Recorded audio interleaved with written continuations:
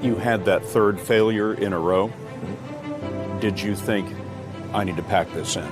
Never. Why not? I don't ever give up.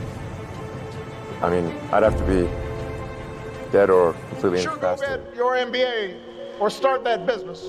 We need black businesses out there, but ask yourselves what broader purpose your business might serve in putting people back to work or transforming a neighborhood.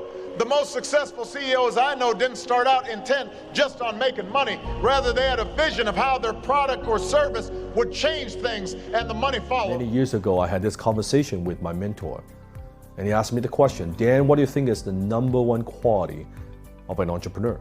And I said, team. And I said, good idea. I said many things. He said, no. He said, the #1 quality of a successful entrepreneur is this, and that is the ability to endure pain for a long period of time. Didn't talk about the Ferrari, didn't talk about the big house, pain for a long period of time. Well, you should be afraid of taking risks and pursuing something meaningful. But you should be more afraid of staying where you are if it's making you miserable. You're paying a price by sitting there being miserable. And you might say, well, the devil I know is better than the one I don't. It's like, don't be so sure of that. The clock is ticking. Yeah, and if you're miserable in your job now and you change nothing, in 5 years you'll be much more miserable and you'll be a lot older. You play sports and you're committed to something, the commitment, the responsibility of showing up to practice on time, to being there for your teammates, to listening to your coaches. It's a responsibility that you have when you're playing with a group, that you have to hold your end of the bargain and shape me to who I am. Can go from terrific to terrible. There's a great expression in the textile industry that helped me a lot. Textile industry, yeah.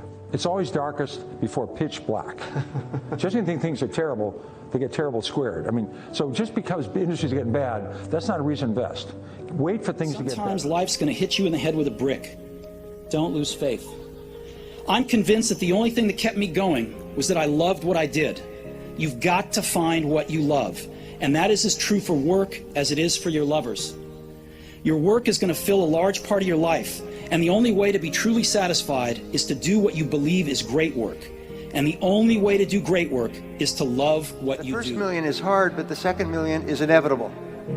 It's not becoming a millionaire that's important. It's the person that you must become in order to become a millionaire. Scary to jump, Ian. That is exactly when you jump. Otherwise, you end up staying in the same place your whole life. And that I can't do. Work is my pleasure, and my pleasure is my work. Correct.